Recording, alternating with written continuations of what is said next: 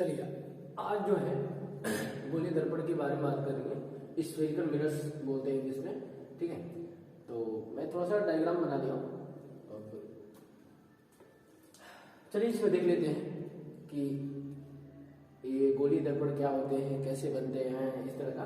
तो सबसे पहले क्या होता है कि कांच का ग्लास लेते हैं, लिखे हमने, देखिए होलो स्फेयर ऑफ ग्लास, मतलब कांच के खोखले कांच का गोला होता है जिससे कि मिरर को काटते हैं। इस प्रकार से जैसे ये गोला था, इसको काट लिया गया, तो ये देखिए इसका ये जो है कन्वेक्स बन जाएगा और ये जो है कन्वेक्स मतलब उत्तल बन जाएगा। अभी मैं समझा रहा हूँ, इसको देखिए, ये इसको इस प्रकार से काट दिया गया, मतलब दो खोखले कांच के गोले थे, ठीक है, जिसको इस तरह का हमने डिवाइड कर लिया, काट लिया उसे। तो जो निकला उसे हम देखेंगे क्या बनेंगे, अलग अलग ये मिरर कहलाएंगे, दर्पण हो जाएंगे, ठीक है। अब इसमें देखिए कुछ मुख्य बिंदु हैं जिसको ध्यान रखना पड़ेगा। जैसे यहाँ लिखा है सेंटर ऑफ कर्वेचर लिखा है, तो सेंटर ऑफ कर्वेचर मतलब वक्रता केंद्र हो गया। तो इसके केंद्र जो होता है सी, ये जो केंद्र है ना, इसी को कहाँ बोले, ये जब अलग करेंगे मिरर जो अलग हो जाएगा तो उससे हम क्या बोलेंगे, उसको सेंटर ऑफ कर्वेचर बोलेंगे। और ये जो लाइन दिख रही है ना, इसको प्रिंसिपल अक्ष, मुख्य अक्ष बोलेंगे। और ये खोखला गोला है, तो पहले बता दिया कि कांच का खोखला गोला है, ये भी कांच का खोखला गोला है। तो फिगर उतना अच्छा नहीं बनाया लेकिन फिर भी ठीक है, मैंने इसे बना दिया है, ठीक है। तो अच्छा, इसकी जो रेडियस होगी, ये गोला है, किसी कोई ना कोई रेडियस होगा, उसी को रेडियस जो होगा वही रेडियस ऑफ कर्वेचर कहलाएगा। ये जो है हम यहाँ पे लिखेंगे। तो यहाँ से जो अलग मिलेगा मिरर, मान लीजिए, तो ये जो मिरर आपका हुआ ऐसा हुआ, तो ये जो एक पर एक कलई है, पेंट पॉलिश इसके इधर पेंट किया गया ताकि किरण जो प्रकाश की रे होती है आर पार हो जाए, ठीक है, टकरा रिफ्लेक्ट हो जाए। पूरी घटना हम लोग जो है कि रिफ्लेक्शन का ही इसमें पड़ेगा भी मिरर में, है ना। अब देखिए इसके मध्य बिंदु से, ये दर्पण है, यम डैश ले लेते हैं, ठीक है, यम डैश, ठीक है, इस तरह का ले सकते हैं, या M1 M2 लिख सकते हैं। तो यहाँ हमने एक लाइन खींच लिया जिसको प्रिंसिपल अक्ष बोलेंगे PA, क्या बोलेंगे, प्रिंसिपल अक्ष बोलेंगे PA बोलेंगे, ठीक है। अब इसकी सेंटर, इसका सेंटर होगा, तो यहाँ पे मान लेते हैं सेंटर C, तो इसी को वक्रता केंद्र बोलेंगे। ये जो होगा ये वक्रता केंद्र कहलाएगा, इंग्लिश में लिख दिया सेंटर ऑफ कर्वेचर, इसको करें। और ये इसका मध्य बिंदु क्या करेगा, ध्रुव कहलाएगा, क्या करेगा, ध्रुव कहलाएगा, ठीक है। और इसके जो ये क्या होता है, वक्रता त्रिज्या होती है, ये दूरी देखिए, यहाँ से हमेशा दूरी नापते हैं पोल से, तो ये हो गया R, ये वक्रता त्रिज्या इसको कहेंगे। और इसका मध्य बिंदु होता है फोकस बिंदु होता है, ठीक है। तो ये भी हम लोग ध्यान देंगे। तो ये हमारा जो दर्पण हुआ उसको बोलते हैं अवतल दर्पण। कौन सा दर्पण, अवतल दर्पण। इसको इंग्लिश बोलते हैं कॉन्केव मिरर। इसको थोड़ा सा अच्छे से समझिएगा, क्योंकि ये समझ जाएंगे तो लेंस में भी दिक्कत नहीं होगा, है ना। तो ये वक्रता केंद्र हो गया, सेंटर ऑफ कर्वेचर हो गया, ये पोल हो गया, इस तरह का बातें मैंने लिख दिया। अब ये हो गया। अब देखिए एक और बात है इसमें कि जो धंसा हुए भाग की तरफ ये परावर्तक पृष्ठ बोलते हैं। ये क्या होता है, परावर्तक पृष्ठ हो गया, रिफ्लेक्टेड सरफेस बोलेंगे इसको, ठीक है ना। तो ये परावर्तक पृष्ठ हमेशा जो है कि बस की ओर होता है। अब बस जो होता है ये क्या होता है, लेफ्ट साइड में रखा जाता है, ठीक है। इसका नामकरण भी करते हैं, इस प्रिंसिपल अक्ष को यक्ष डैश बोला जाता है, लिख सकते हैं, मैं लिखेंगे कोई दिक्कत नहीं है। ये प्रिंसिपल अक्ष है, मुख्य अक्ष याद रखिए, ठीक है। तो ये हो गया, ये जो लिखा था ना प्रिंसिपल अक्ष, मुख्य अक्ष हो गया, मुख्य अक्ष, प्रिंसिपल एक्सिस, ठीक है। चलिए अब इसको ले लेते हैं। तो ये दूसरा जो भाग हो जाएगा, ये जो निकलेगा यहाँ से, तो देखिए, सॉरी तो सब फिगर हम अच्छा से बना देते हैं। तो ये हमारा फिगर मान लेते हैं कि फिगर ऐसा है। चलिए हो गया। अब इसके सेंटर से हम एक लाइन खींच देते हैं। ये देखिए इधर पे देखिए उभरे भाग की तरफ ये जो है परावर्तक पृष्ठ, ये देख रहे हैं ना, परावर्तक पृष्ठ हमारा ये क्या है, उभरा हुआ भाग है, ठीक है। तो ये जो हमारा परावर्तक पृष्ठ उभरा भाग है ना, तो ये जो होगा परावर्तक पृष्ठ हो जाएगा, रिफ्लेक्टेड सरफेस हो जाएगा। इसका ये सर्कल इस तरह बनेगा, तो इसका सेंटर ऑफ कर्वेचर इधर होगा, वक्रता केंद्र ये होगा, और ये पोल होगा, इसके मध्य बिंदु फोकस होगा, इसको M डैश नाम दे देते हैं, ठीक है। इसको ऐसा लिखे या मैम डैश नीचे लिखे, इसमें भी ऐसा, क्योंकि जो निगेटिव होता है ना उसको डैश से लिखते हैं, ठीक ना। जैसे मान लीजिए ये एक्स है, एक्स डैश है, लेफ्ट साइड में निगेटिव होता है और राइट साइड में पॉजिटिव होता है। ये मतलब सवाल लगाने के लिए काम आएगा। ये सब साइन भी ध्यान रखना चाहिए हमेशा, ठीक है। और ये हो गया वक्रता केंद्र, ये वक्रता केंद्र है, ये फोकस है और ये ध्रुव है, ठीक है, इसी तरह है, ठीक है। तो ये आपका जो हो गया, ये हो गया उत्तल, क्या बोलेंगे, उत्तल, उत्तल दर्पण। हिंदी इंग्लिश में बोलेंगे कन्वेक्स, कन्वेक्स मिरर। तो ठीक है, अच्छे से पढ़ेंगे इसको समझ आएगा, क्योंकि बिंदु जानना जरूरी है कि फोकस क्या होता है। तो फोकस हमेशा वक्रता केंद्र और ध्रुव के बीच होता है। सब बातें यही है, ये प्रिंसिपल अक्ष है, ठीक है। इसको भी हम एक्स एक्स डैश लिख सकते हैं, ठीक है, क्लियर हो गया। अब हम देखेंगे कि इसके द्वारा इमेज का फॉर्मेशन किस प्रकार होता है। हमें अच्छा पहली बात कुछ बातें कर लेते हैं मुख्य बिंदु। तो पोल अगर कोई पूछेगा तो क्या कहेंगे, पहला बिंदु क्या है, पहला हमारा बिंदु है पी, पोल किसे कहेंगे, तो दर्पण का मध्य बिंदु क्या कहलाएगा, दर्पण का मध्य बिंदु पोल कहलाएगा, ठीक है। उसके बाद आता है जैसे फोकस क्या होता है, तो फोकस अगर बात करेंगे तो वक्रता केंद्र और ध्रुव के मध्य बिंदु को हम फोकस बिंदु कहते हैं, ठीक है। अच्छा, आप फोकस अगर कोई पूछे तो देखिए अब हम बताएंगे कि जब पैरेलल रे चलती है ना, तो जिस परावर्तन के पश्चात, रिफ्लेक्शन के पश्चात जिस बिंदु से होकर जाती है ना, तो उसे हम क्या कहते हैं, फोकस कहते हैं या मुख्य फोकस कहते हैं। इसमें जाती है, इसमें जाती हुई प्रतीत होती है, ठीक है, ऐसा लगता है कि उसे जा रही है। मैं उसको दिखाऊंगा आपको, लेकिन फिर आप यहाँ पे समझिए।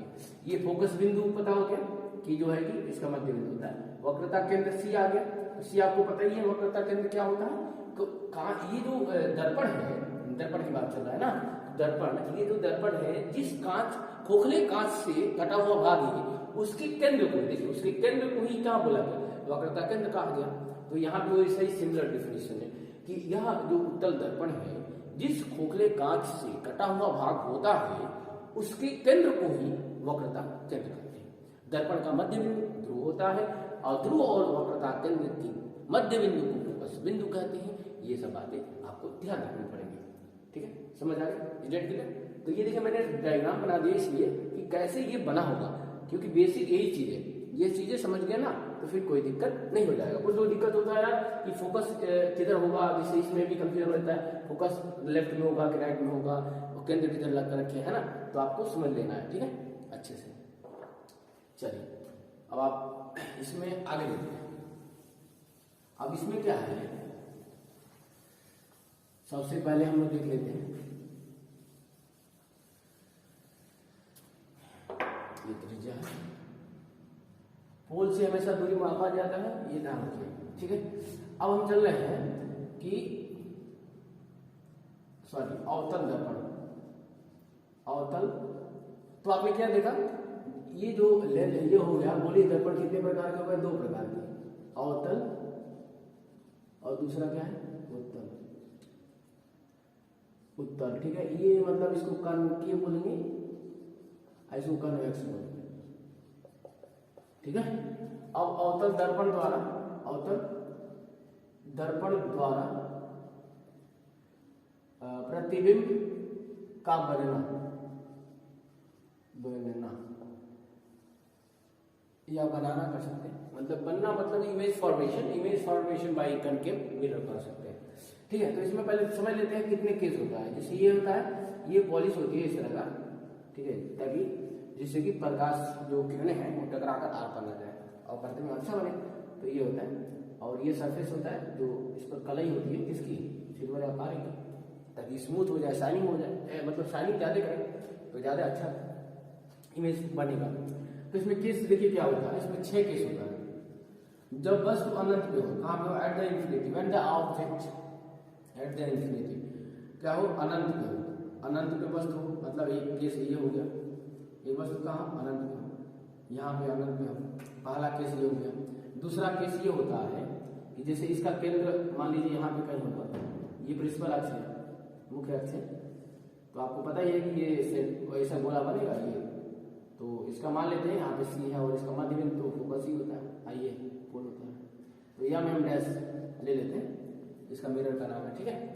अब क्या कर रहा है, एक समय ऐसा भी हो सकता है कि जब वस्तु कहाँ पे हो, वस्तु कहाँ, अनंत और वक्रता केंद्र के बीच, यहाँ पे मान लेते हैं, ये केस नंबर 2 हो गया। एक समय ऐसा हो सकता है कि जब वस्तु यहाँ पे स्थिति बदली जाए, 3 हो गया। अब देखिए इसके बीच में और कोई नहीं हो सकता, यहाँ भी रख सकते हो, तभी अनंत और वक्रता केंद्र के बीच हो जाएगा। ठीक है, वक्रता केंद्र है मतलब बहुत दूर रखी वस्तु को अनंत मान लेते हैं। ठीक है, बहुत दूर की वस्तु। ठीक है, और सी और पी के बीच में हम मान लीजिए यहाँ पे वस्तु रखी हुई, तो ये चौथा केस हो गया, है ना। ये केस देख रहे हैं, ये अलग अलग केस हम लोग पढ़ेंगे। 5वां केस कब, जब फोकस और पोल के बीच में एक केस बन जाता है। इसमें हम अगर ऐसा रखेंगे तो फिगर कहाँ बनेगा, कैसा बनेगा, ये भी देखेंगे।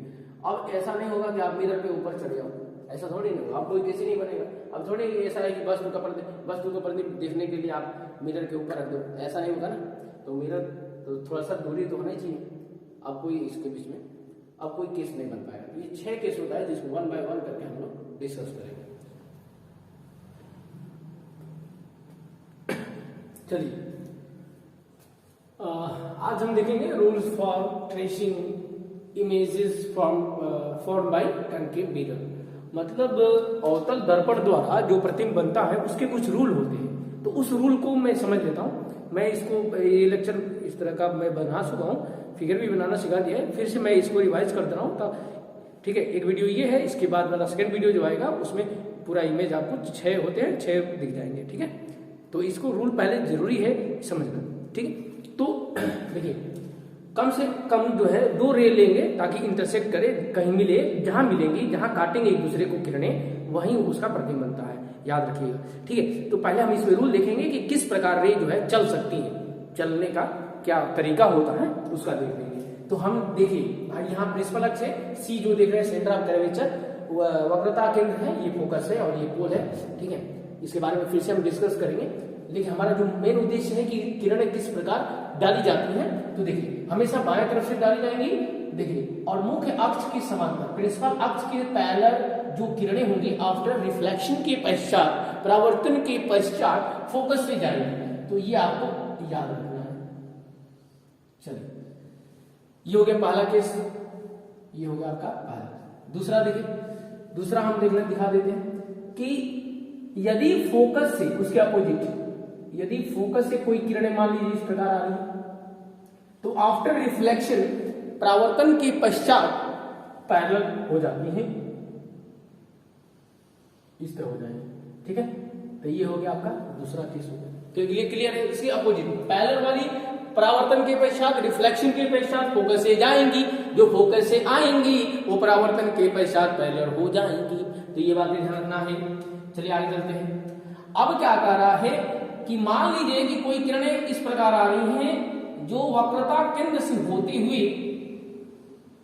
मिरर से टकराएं, तो जो वक्रता केंद्र से होकर आती हैं, तो आफ्टर परावर्तन के पश्चात, आफ्टर रिफ्लेक्शन के पश्चात उसी पथ में, सेम पथ में, उसी रास्ते, उसी पथ में चली जाती हैं, वापस चली जाती हैं। ये बातें आपको ध्यान रखना है कि जैसे आई थी वैसे चली जाएंगी। कब? जब वक्रता केंद्र सेंटर ऑफ कर्वेचर से होकर आएंगी, तो आफ्टर रिफ्लेक्शन के पश्चात उसी पथ में वापस चली जाएंगी। यहाँ पे परावर्तन कोण, अपवर्तन कोण दोनों क्या होता है? 0 होता है।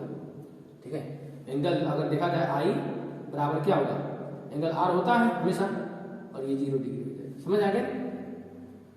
अब देखिए यहाँ पे अब लास्ट केस बचा कि पोल से जाए। मान लीजिए कि कोई ऐसे किरणें आ रही हैं जो पोल से टकराई, तो पोल से टकराने वाली किरणें आफ्टर परावर्तन के पश्चात जितने एंगल पे आएंगी उतने एंगल पे परावर्तित हो जाएंगी। तो मैं बताना चाहूंगा कि ये जो एंगल आई है और ये जो एंगल आर है वो क्या होगा? हमेशा बराबर। ठीक है, समझ आ गया? जितने एंगल पे आई थी उतने एंगल पर चली जाएगी। कुछ बुकों में इससे दिखाते हैं, जैसे ये अगर ये देखिए सेंटर ऑफ कर्वेचर, फोकस और ये पोल से होकर गुजरेगा, इस पथ में, अगर इस पथ में अगर कोई किरण आ रही है ना, तो टकराकर ये भी उसी से पथ में वापस चले जाएंगे। क्योंकि ये भी तो देखिए ना, अगर यहाँ से किरणें डालेंगे तो ये भी क्या होगा, ये पोल से जाकर टकराएगा, है कि नहीं, और उससे सीधे उसी पथ में 90 एंगल हो जाए तो 90 एंगल पा देगा। क्लियर है क्या? मतलब बराबर एंगल पे आएगा। ठीक है, तो ये 4 रूल था। समांतर आने वाली किरणें परावर्तन के पश्चात फोकस से जाती है, फोकस आने वाली किरणें परावर्तन के पश्चात पैरेलल हो जाती है।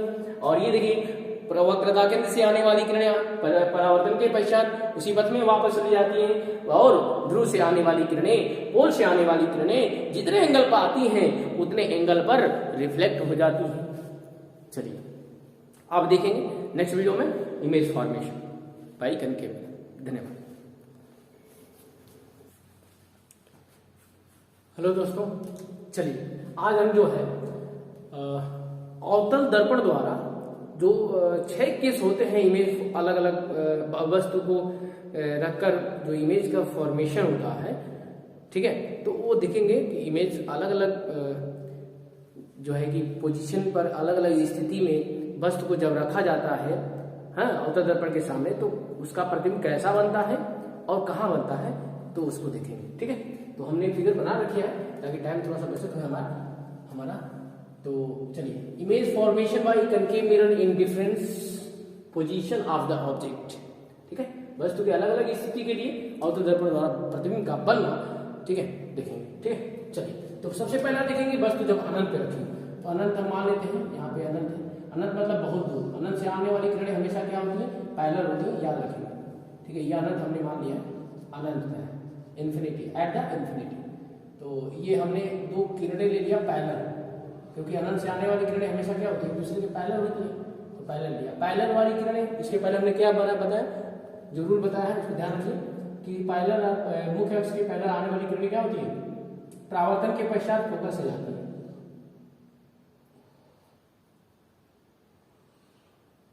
ठीक है, तो ऐसे क्या करेंगे, चली जाएंगे। ठीक है, ऐसे चले जाएंगे, तो दोनों का इंटरसेक्ट कहाँ होगा, यहाँ पर, तो उसका प्रतिबिंब कैसा बनेगा, फोकस बनेगा, वास्तविक बनेगा, उल्टा बनेगा और वस्तु से छोटा बनेगा। ठीक है, फोकस F पर प्रतिबिंब बनेगा, यहीं पे इमेज बनेगा A डैश B डैश, यही आपका इमेज बन जाएगा। ठीक है, और ये डैश B डैश। ठीक है, तो जब वस्तु क्या देखा आपने, जब वस्तु अनंत पे रखी हो तो उसका प्रतिबिंब जो है फोकस बनता है, वास्तविक बनता है, उल्टा बनता है, और क्या बनता है, वस्तु से बहुत छोटा बनता है। ठीक है, दूसरा केस देखते हैं, जब वस्तु क्या हो, C को वक्रता केंद्र C से परे हो, C से परे हो, C से क्या हो, C से परे हो। ठीक है, तो C से परे हो मतलब C से दूर हो, तो C से दूर हो मतलब क्या, यहां पे ले लेते हैं वस्तु A और B मान लेते हैं। A B मान लिया, एक पैरेलल लिया, पैरेलल वाली किरणें किधर जाएंगी, फोकस से जाएंगी। चलिए, फोकस से चली गई। ठीक है, और एक फोकस से ले लेते हैं। ठीक है, या इसे ले सकते हैं। ठीक है, मैं इसे क्या ले लेता हूं, एक फोकस इसे। ठीक है, अब ये क्या हो जाएगी, पैरेलल हो जाएगी। देखिए यहाँ पे इंटरसेक्ट कर रहा है, ये जो किरणें हैं यहाँ पे इंटरसेक्ट कर रही है, तो ये A डैश और ये डैश हो जाएगा, B डैश हो जाएगा, ये आपका इमेज हो जाएगा। ठीक है, तो आपने क्या देखा कि वस्तु को जब हम C से परे रखते हैं, यानी C वक्रता केंद्र से दूर रखते हैं और अनंत के पहले रखते हैं, तो उसका प्रतिबिंब जो बनता है, क्या बनता है, वक्रता केंद्र C और F फोकस के बीच बनेगा, और वस्तु से छोटा बनेगा, बहुत छोटा नहीं, यहाँ पे बिंदु आकार जैसा बनता है, लेकिन यहाँ पे थोड़ा सा बड़ा बनता है। समझ आ रहा है ना, बिल्कुल समझ आएगा, आप ध्यान से सुनिए मेरी बातों को। ठीक है, अब जो केस है, अब ये केस होता है कि जब वस्तु वक्रता केंद्र C पर रखी हो, तो जब C पर रखी हो तो क्या बनेगा, ये थोड़ा सा इंपॉर्टेंट केस है, कई बार पूछा गया है, पॉलिटेक्निक में पूछा गया, बोर्ड एग्जाम में भी पूछा गया है ना, तो इसको ध्यान देंगे। ये C पर ही, वक्रता केंद्र C पर ही है, एक पैरेलल ले लीजिए जो फोकस से जाएगी। ठीक है, क्लियर है, और एक फोकस ये ले लीजिए। ठीक है, तो ये जो है पैरेलल हो जाएगी। ठीक है, तो यहीं पे ये मिलेगा। ठीक है, बस A डैश और B डैश यहीं पे बनेगा, कहाँ पे, यहीं पे बनेगा, ये आपका इमेज हो जाएगा।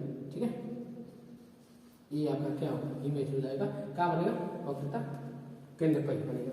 तो तो जब वस्तु वक्रता दर्पण की वक्रता केंद्र पर होता है तो उसका प्रतिबिंब जो है वक्रता केंद्र पर ही बनेगा, वास्तविक बनेगा, उल्टा बनेगा और वस्तु की बराबर बनेगा।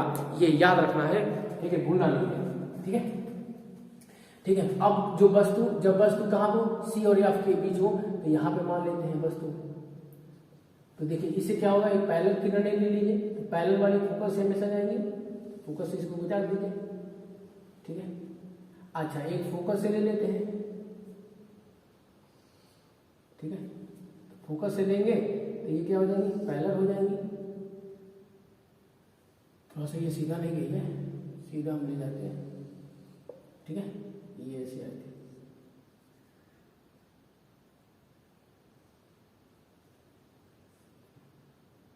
तो ये इंटरसेक्ट यहाँ पे हो रहा है, यही मिला देंगे, सी से बार होता है, ठीक है।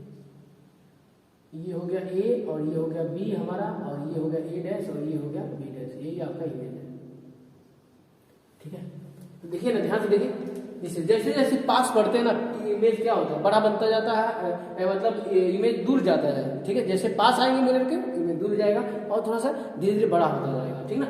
अब यहाँ पे क्या होगा, वस्तु का प्रतिबिंब क्या बनेगा, वस्तु का प्रतिबिंब कैसे बनेगा, वस्तु देखिए सी से परे बनेगा और वस्तु से बड़ा बनेगा, वास्तविक और उल्टा ही बनेगा, ठीक है। मैं कोई लिख नहीं रहा हूँ, आपको मैं समझा रहा हूँ। यहाँ पे जो केस है, जब सी और एफ के बीच में वस्तु को रखा जाएगा ना, तो प्रतिबिंब जो बनेगा सी से दूर बनेगा और अनंत से पहले बनेगा, सी से दूर अनंत से पहले, याद है क्या, या सी से दूर बनेगा, सी से पहले बनेगा, और वास्तविक और उल्टा बनेगा, वास्तविक और उल्टा, वस्तु से बड़ा, याद रखो। चलिए, अब वस्तु जब एफ पर रखी हो तब क्या होगा, तो जब वस्तु एफ पर रखी हो तब क्या होगा, ये देखते हैं।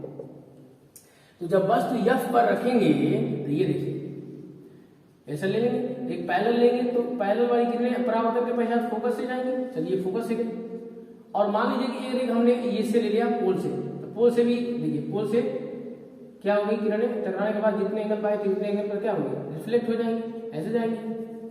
तो ये मान लेते हैं कि ये आगे जाकर कहीं मिलती है अनंत पे, कहाँ मिलती है, अनंत पे मान लेते हैं मिलती है, तो इसका प्रतिबिंब जो बनेगा वो क्या बनेगा, अनंत पे बनेगा, वास्तविक उल्टा बनेगा, वस्तु से बहुत बड़ा बनेगा, क्योंकि वस्तु अनंत पे जाकर मिल रही है, तो ठीक है।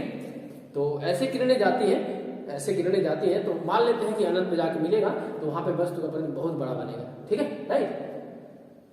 हाँ, तो इसको देख लेते हैं, यहाँ पे ए डैश है, ए बी है, और ये अनंत पे बनेगा, ए डैश बी डैश है ना, अनंत मतलब बहुत दूर बनेगा, ठीक है। चलिए अब देखते हैं, अब एक और लास्ट केस बचता है, छठवां केस, जब एफ और पी के बीच रखी हो वस्तु को, तो हम रख के देख लेते हैं, यहाँ पे वस्तु को रख लेते हैं और एक पैरेलल ले लेंगे, तो पैरेलल लेंगे तो ये फोकस से जाएगा, क्लियर है क्या। अब देखिए जैसे पास आएंगे, देखिए अब ये क्या होगा, एक पोल से ले लीजिए, पोल से लेंगे तो ये क्या होगा, सीधे सीधे निकल जाएगा।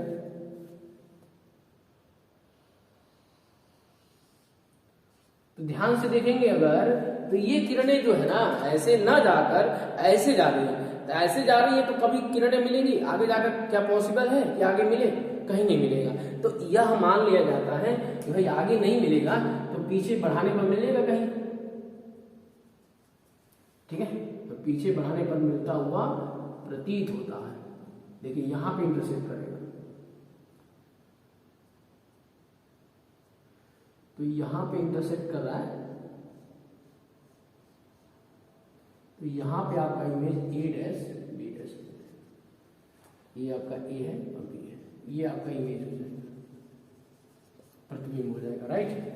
ये आपका प्रतिबिंब हो जाएगा। तो जब वस्तु फोकस एफ और पोल यानी ध्रुव के बीच रखी हो तो उसका प्रतिबिंब आभासी बनता है, सीधा बनता है, दर्पण के पीछे बनेगा और वस्तु से बड़ा बनेगा, आभासी हमेशा सीधा प्रतिबिंब हमेशा आभासी ही होता है। उसको मतलब आभासी प्रतिबिंब कौन सा होता है, जिसको पर्दे पर नहीं दे सकते, जिसको पर्दे पर दे सके वास्तविक प्रतिबिंब है। तो इसमें 6 केस है, 6 केस में देखिए ध्यान से देखिए। पहला केस अनंत पे था, अनंत पे था तो उसका प्रतिबिंब कहाँ बना है, फोकस बना, वास्तविक उल्टा वस्तु से बहुत छोटा मतलब बिंदु का आकार का बना। जब वस्तु थोड़ा सा और पास आया, कब, सी से परे अनंत से पहले और सी से दूर, सी से परे यानी दूर और अनंत से पहले जब वस्तु का प्रतिबिंब रखा तो उसका प्रतिबिंब जो है सी और एफ के बीच बना, वक्रता केंद्र और फोकस के बीच बनेगा, वस्तु से छोटा बनेगा, मतलब पूरे उतना छोटा नहीं, बिंदु आकार जैसा नहीं, वास्तविक उल्टा बनेगा और सी और एफ के बीच बनेगा। और आपने जब देखा कि वक्रता केंद्र पर रखा गया, तीसरा केस देखिए कि वक्रता केंद्र पर रखोगे तो वस्तु का प्रतिबिंब जो है वक्रता केंद्र पर बनेगा, वस्तु की बराबर बनेगा, वास्तविक उल्टा बनेगा। और उसके बाद देखा गया जब सी और एफ के बीच वस्तु को रखा गया तो उसका प्रतिबिंब जो है सी से दूर बना अनंत से पहले बनेगा, सी से दूर बनेगा अनंत से पहले बनेगा, वास्तविक उल्टा और वस्तु से बड़ा बनेगा। और उसके बाद देखा कि जब वस्तु फोकस पे रहेगा तो उसका प्रतिबिंब जो है अनंत पे बनेगा, वस्तु से बहुत बड़ा बनेगा, वास्तविक तथा उल्टा बनेगा। एक केस ऐसा है जो आभासी प्रतिबिंब है, लास्ट में देखिए कि जब वस्तु सी और एफ के बीच फोकस एफ और पोल के बीच रखी होती है तो उसका प्रतिबिंब जो है क्या होता है, दर्पण के पीछे बनेगा, आभासी बनेगा, सीधा बनेगा, वस्तु से बड़ा बनेगा।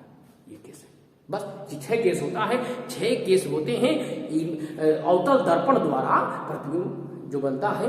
6 अलग अलग केस में वस्तु को रखा जाता है, अलग अलग स्थिति में रखी जाती है और उसका इमेज फॉर्मेशन बनाया जाता है। यही वो 6 केस है, ठीक है। तो ये कंपटीशन में और जो है बोर्ड एग्जाम में भी ये इंपॉर्टेंट माने रखता है, इसमें से एक जरूर आएगा, ठीक है। तो आप इसको ध्यान रखिए, ठीक है।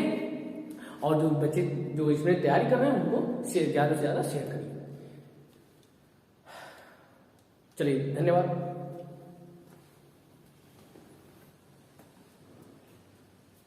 हेलो दोस्तों, चलिए आज हम देखेंगे image formation by convex mirror. Image formation by convex mirror. Concave हम लोगों ने पढ़ लिया है, अब कन्वेक्स मिरर की बात कर रहे हैं, ठीक है। मतलब इसका हो गया, इसका बोलेंगे उत्तल दर्पण द्वारा प्रतिबिंब का बनना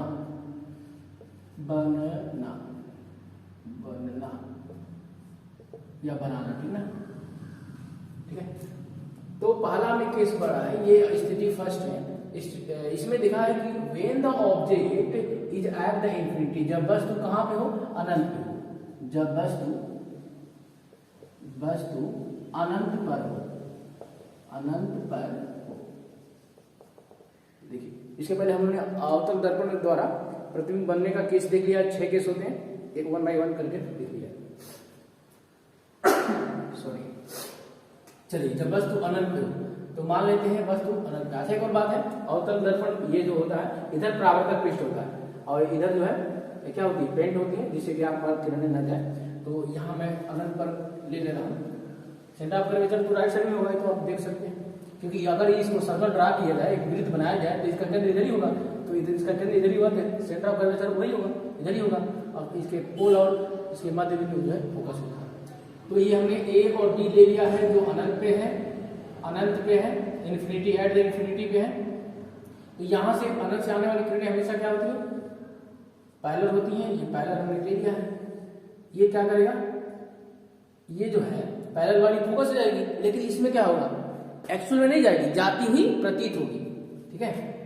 तो इसको ये क्या होता है, ऐसा लगता है कि ये जो है फोकस से जा रही है, ठीक है। तो ये जो है ऐसे चली जाती है, पीछे बढ़ाने पे मिलेगी। तो इसको भी मैं ऐसे ड्रा कर देता हूँ ताकि आपको पता चले।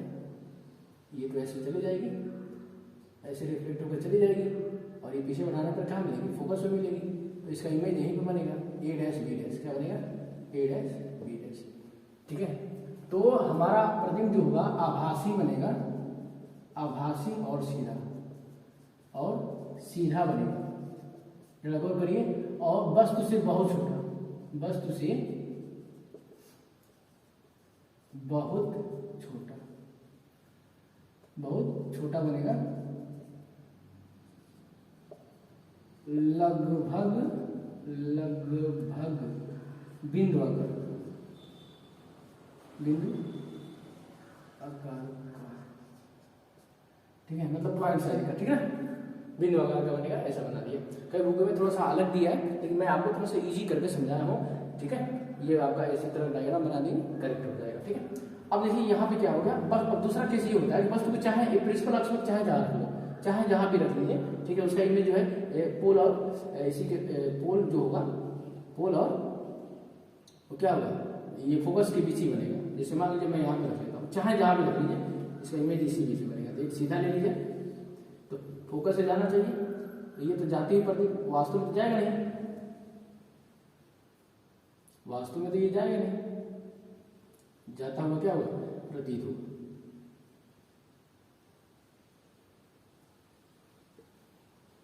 देख लीजिए, when the object is at the finite distance, मतलब फाइनाइट डिस्टेंस पे हो, मतलब हमें पता हो कि कोई भी दूरी पे हो फ्रॉम द मिरर, मतलब दर्पण की किसी भी दूरी पर वस्तु रखी हो अनंत को छोड़ के, तो वो उसका जो प्रतिबिंब होगा वो कहाँ बनेगा वही देखना है। तो अब हम इस प्रकार से एक रे डाल रहे हैं जो क्या हो जाए, ये पोल से जाए। मैं एकदम इजी आपको समझाया, बहुत लोगों में थोड़ा अलग अलग तरीके दिया, उसमें आपको समझने में थोड़ा दिक्कत हो सकता है, बट इसमें थोड़ा सा आपको इजी लगेगा, पक्का इजी लगेगा, मैं आपको विश्वास दिलाता हूँ। ठीक है, ये आपको थोड़ा सा स्ट्रेट बनाइए, इसको सीधा बनाइए, थोड़ा ऐसा लगना चाहिए कि वास्तव में ये जो है, ठीक है, ये फिर से यहाँ पे थोड़ा सा टेढ़ा हो गया, सीधा कर दिया। चलिए अब ये देखिए, ऐसे जितने एंगल पाए उतने एंगल पर क्या होगा, ये रिफ्लेक्ट हो जाएगा, ऐसे रिफ्लेक्ट हो जाएगा, तो ये कहीं आगे तो मिलेगा नहीं, देख लीजिए कि आगे मिलेगा, ये उधर जा रहा है, ये इधर आ गया, तो ये इसको पीछे बढ़ाने में मीट होगा। ठीक है, तो ये मिल रहा है, देखिए ना, इसका जो है यहाँ पे मिलन हो रहा है, यहाँ पे जो मिलेगा ए डैश और बी डैश बन जाएगा, इसको ए और बी नाम, सबसे इजी है दोस्त। ठीक है, तो इसका प्रतिबिंब जो होगा, इमेज जो होगा क्या बनेगा, वर्चुअल इरेक्ट बनेगा, आभासी और सीधा, आभासी और सीधा,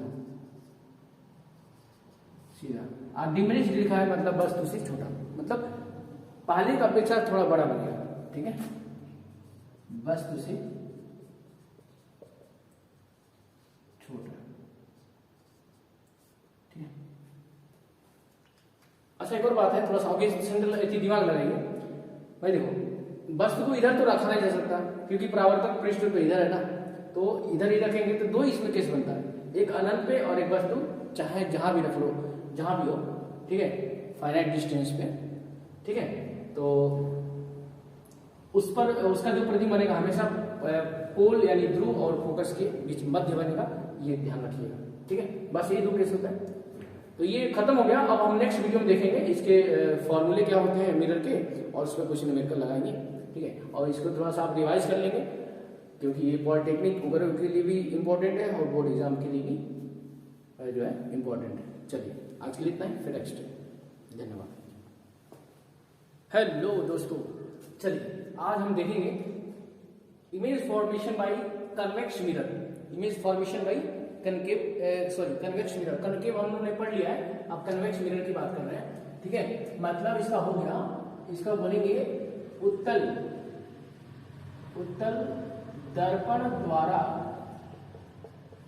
प्रतिबिंब का बनना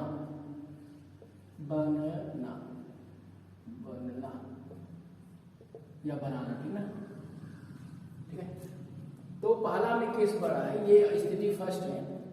इसमें दिखा है कि when the object is at the infinity, जब वस्तु कहां पे हो, अनंत पे हो, जब वस्तु अनंत पर हो, देखिए इसके पहले हम लोगों ने अवतल दर्पण द्वारा प्रतिबिंब बनने का केस देख लिया, 6 केस होते हैं, एक 1 बाय 1 करके देख लिया। सॉरी, चलिए जब वस्तु अनंत पे हो तो मान लेते हैं वस्तु अनंत पे। अच्छा एक और बात है, अवतल दर्पण ये जो होता है, इधर परावर्तक पृष्ठ होता है और इधर जो है क्या होती है, पेंट होती है, जिससे कि आप पर किरणें न जाए। तो यहाँ मैं अनंत पर ले ले रहा हूँ, सेंटर ऑफ कर्वेचर तो राइट साइड में होगा, तो आप देख सकते हैं, क्योंकि अगर इसको सर्कल ड्रा किया जाए, एक वृत्त बनाया जाए, तो इसका केंद्र इधर ही होगा, तो इधर इसका केंद्र इधर ही होगा, सेंटर ऑफ कर्वेचर वही होगा, इधर ही होगा, और इसके पोल और इसके मध्य बिंदु जो है फोकस होगा। तो ये हमने ए और बी ले लिया है, जो अनंत पे है, इन्फिनिटी एट द इन्फिनिटी पे है। तो यहाँ से अनंत से आने वाली किरणें हमेशा क्या होती है, पैरेलल होती हैं। ये पैरेलल हमने ले लिया है, ये क्या करेगा, ये जो है पैरेलल वाली फोकस हो जाएगी, लेकिन इसमें क्या होगा, एक्चुअल में नहीं जाएगी, जाती हुई प्रतीत होगी। ठीक है, तो इसको ये क्या होता है, ऐसा लगता है कि ये जो है फोकस से जा रही है। ठीक है, तो ये जो है ऐसे चली जाती है। पीछे बनाने में मिलेगी। तो इसको भी मैं ऐसे ड्रा कर देता हूँ ताकि आपको पता चले। ये तो ऐसे चली जाएगी, ऐसे रिफ्लेक्ट होकर चली जाएगी, और ये पीछे बनाने पर कहाँ मिलेगी, फोकस में मिलेगी। तो इसका इमेज यहीं पर बनेगा, ए डैश बी डैश। क्या बनेगा, ए डैश बी डैश।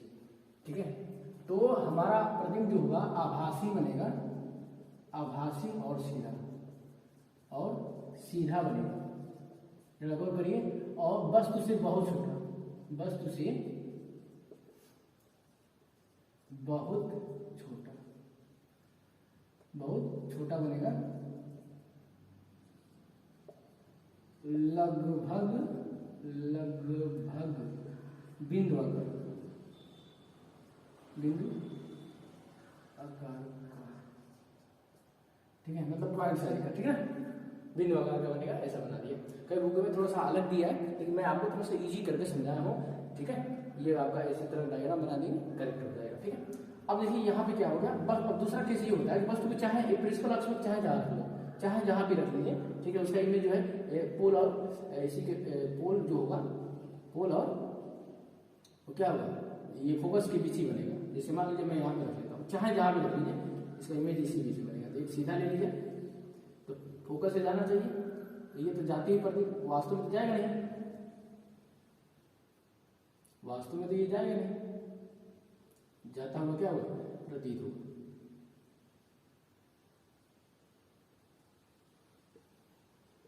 देख लीजिए, when the object is at the finite distance, मतलब फाइनाइट डिस्टेंस पे हो, मतलब हमें पता हो कि कोई भी दूरी पे हो फ्रॉम द मिरर, मतलब दर्पण की किसी भी दूरी पर वस्तु रखी हो अनंत को छोड़ के, तो वो उसका जो प्रतिबिंब होगा वो कहाँ बनेगा, वही देखना है।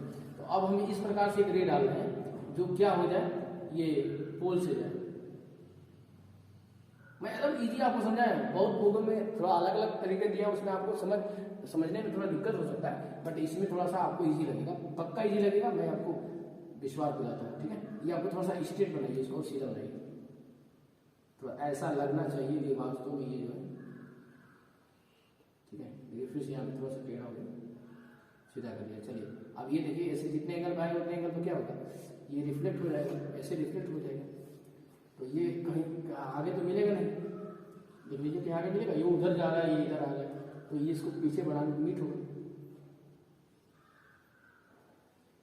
ठीक है, तो ये मिल रहा है, देख लीजिए ना, इसका जो है यहाँ पे मिलन हो रहा है, यहाँ पे जो मिलेगा ए डैश और बी डैश बन जाएगा, इसको ए और बी का सबसे इजी है दोस्त। ठीक है, तो इसका प्रतिबिंब जो होगा, इमेज जो होगा, क्या बनेगा, वर्चुअल इरेक्ट बनेगा, आभासी और सीधा, आभासी और सीधा, सीधा। डिमिनिश्ड लिखा है, मतलब वस्तु से छोटा, मतलब पहले की अपेक्षा थोड़ा बड़ा बनेगा। ठीक है, वस्तु से छोटा। ठीक है, अच्छा एक और बात है, थोड़ा सा आगे सेंट्रल दिमाग लगाइए भाई। देखो, वस्तु को इधर तो रखा नहीं जा सकता क्योंकि परावर्तक पृष्ठ तो इधर है ना, तो इधर ही रखेंगे तो दो इसमें केस बनता है, एक अनंत पे और एक वस्तु चाहे जहां भी रख लो, जहां भी हो। ठीक है, फाइनाइट डिस्टेंस पे। ठीक है, तो उस पर उसका जो प्रतिबिंब बनेगा हमेशा पोल यानी ध्रुव और फोकस के बीच मध्य बनेगा, ये ध्यान रखिएगा। ठीक है, बस यही दो केस होता है। तो ये खत्म हो गया। अब हम नेक्स्ट वीडियो में देखेंगे इसके फॉर्मूले क्या होते हैं मिरर के, और उस पर कुछ न्यूमेरिकल लगाएंगे।